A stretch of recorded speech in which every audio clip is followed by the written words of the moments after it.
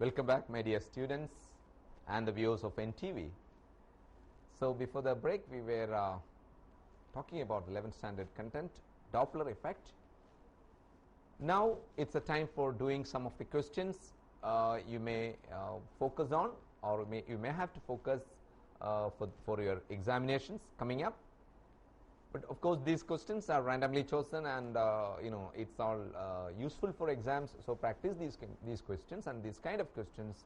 And basically when we discuss a question, not only that particular question, you do not confine to that particular question, think of what the area related to the question and revise that area thoroughly and make the concept clear.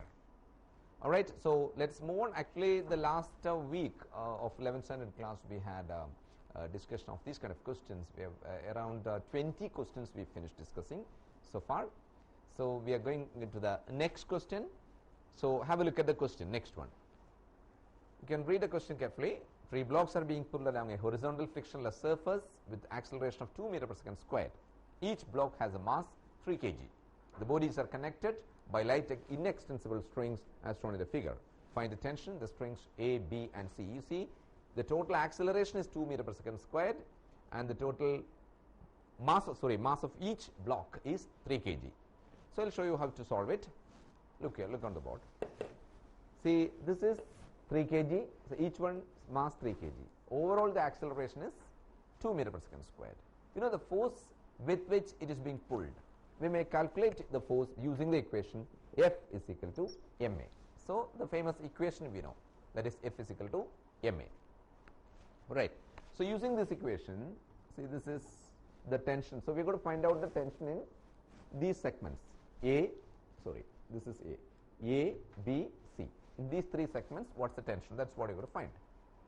So one thing we can make out is, look, if at this point, see the point A or the section A, this force over here is used for what purpose? This force is for pulling all the 3 blocks together with an acceleration of 2 meters per second squared. Is that clear? So that means when you use the equation F is equal to ma to find the tension at A,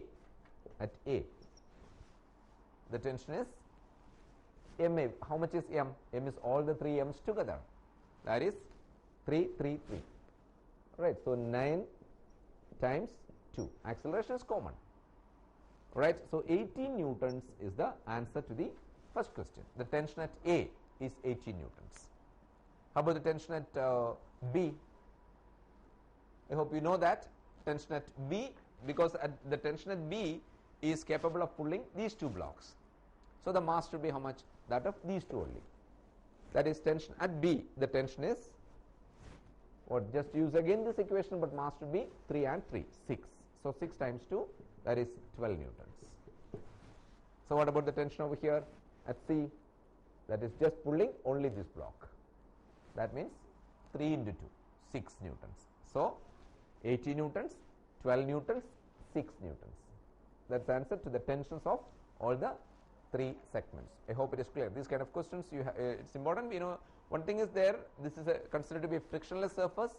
Sometimes the question would be, this one tension will be given. Okay, you'll have to find out the tension of the other 2. Right? So these kind of, so basically the idea is what? Total force by total mass is the acceleration, which is common to both, all the 3. Acceleration is the same, correct? So for example, let me modify this question in another way. The mass of this is m, mass of this one is 2m, this is 3m. The masses are not given, right? But it is pulled with a force of, let's say 60 Newton force it is pulled with. So this question I am modifying a little bit. So what's the cases? With a 60 Newton force, the blocks are pulled aside as shown in the diagram. So what is unknown is what's the tension here? Here what's the tension, and here also what's the tension? These 3. At A and B, what's the tension? You understood the question? The 3 blocks of mass m, 2m and 3m. It's pulled with a force of 60 newtons. Okay, what's the tension over here and here? How do you find this? This first thing, what is unknown over here is acceleration, right? So you can find acceleration. Acceleration is total force by total mass. How much is the total force? 60 Newton. How much is the total mass? M plus 2m plus 3m. That is 6m. That means we get acceleration as 10 divided by m. 10 by m is the acceleration. Is it clear? Then what exactly what you're going to find is the tensions in these two segments, T1 and T2. Remember, T1 is the tension only due to this mass. So what you have to find find T1? Just mass of this times acceleration. Mass of this is how much? M. Times acceleration is 10 by m. So what's that tension? 10 newtons. So T1 we got the answer 10 Newton. So what about the tension in this part B? B is pulling these three blocks together. So T2 is equal to how much mass is being pulled? M plus 2m. So 3m times 10 by m. That is acceleration. So it's how much? 30 newtons. That means tension over here is 10 newtons. Tension over here is 30 newtons. So this is 60 newtons. I hope the concept is clear. Now you just look at the next question. Have a look question next. Have a look at the next question.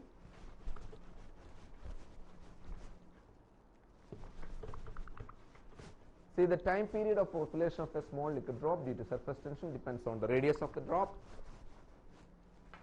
Radius of the drop due to surface tension depends on radius, surface tension and density. Establish relation for T dimensionally.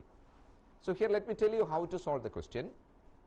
You are given the time period, radius. I'll give you the way how to go ahead. The time period depends on. So you look at the board. Time period depends on what all factors? Radius, surface tension and density. Right? So the dimensional method. You watch the board.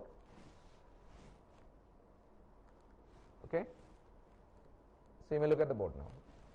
So time period depends on radius. Radius raised to S, surface tension raised to, radius raised to A, surface tension raised to B, and density also raised to C.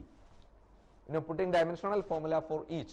This one, all the dimensional formulas, if you substitute and rearranging by finding the value of A, B and C, we will get the expression for T. So if you have any confusion about how to solve it, you can get back to us and find out. So this is just I am showing some important questions for you to solve. This is to establish a relation for T dimensionally. So you know the dimensional formula of radius is L. Surface tension, what's the dimensional formula? M T minus 1. Right, surface tension. Right, then density. Density, what's the dimensional formula? M L minus 3. Okay, so by knowing the dimensional formulas of the three and time period T, right, knowing the dimensional formula of each, you will be able to find out what's the equation for time period based on or in terms of R, S and rho. Is it clear? So now look at the next question. So I'll show you now some questions and I'll tell you the way how to solve it.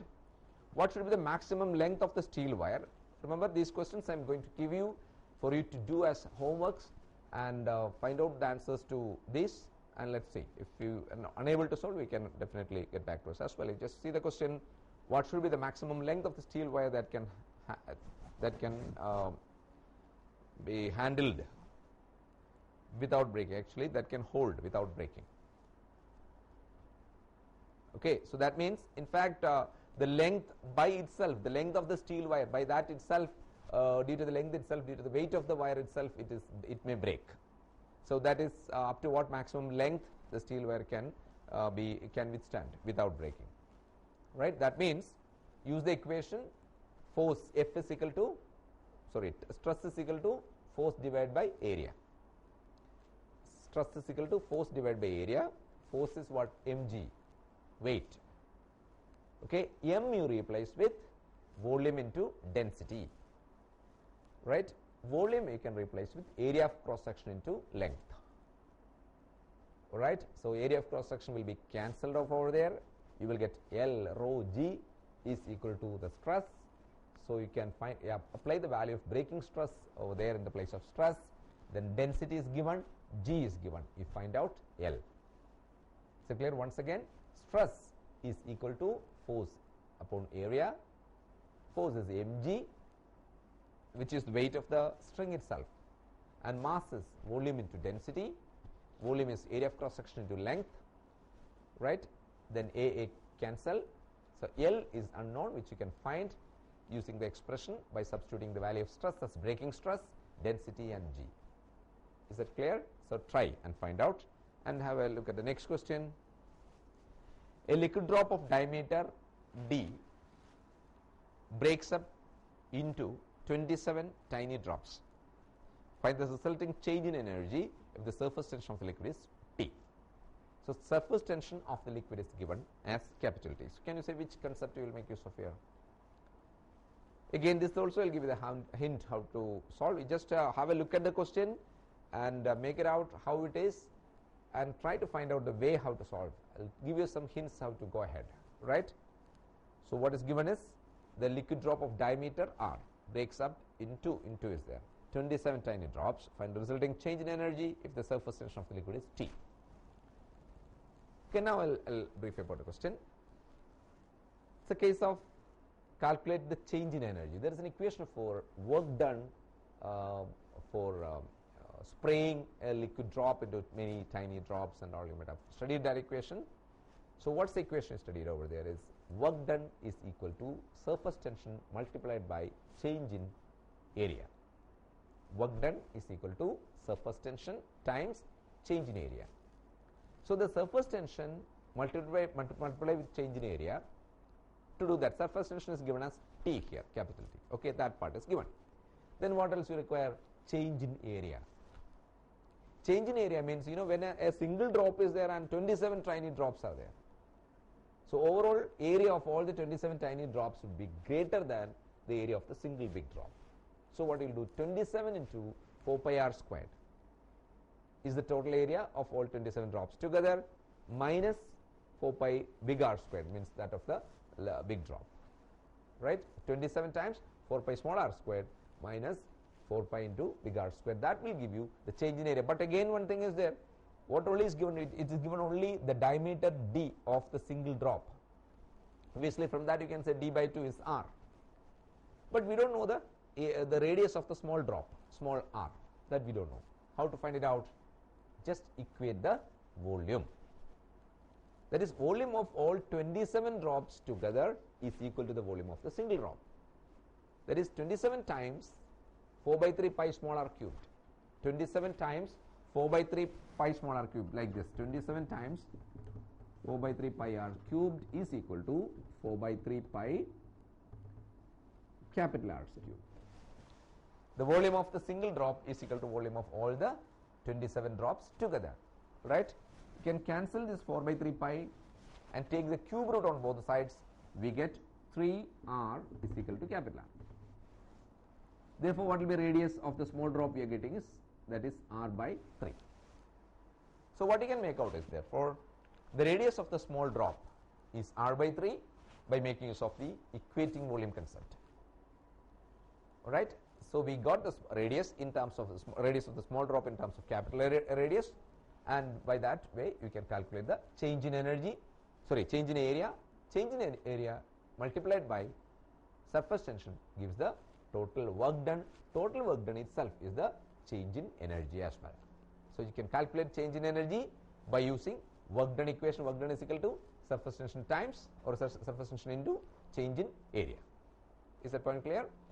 Surface tension into change in area. But one important aspect to remember over there is, you just see is the situation given is of drop or a bubble.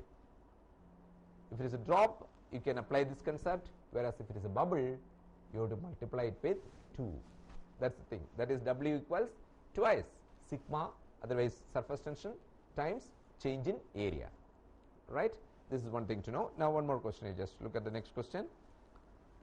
See the question. The excess pressure inside a soap bubble of radius 6 mm is balanced by 2 mm column of oil of density 800 kg per meter cubed. Find the surface tension of the soap solution. Once again, you read the question. Excess pressure inside a soap bubble of radius 6 mm is balanced by 2 mm column of oil of density 800 kg per meter cubed. Find the surface tension of the soap solution. But when you say surface tension of the soap solution, I'll tell you the method. Excess pressure inside a soap bubble.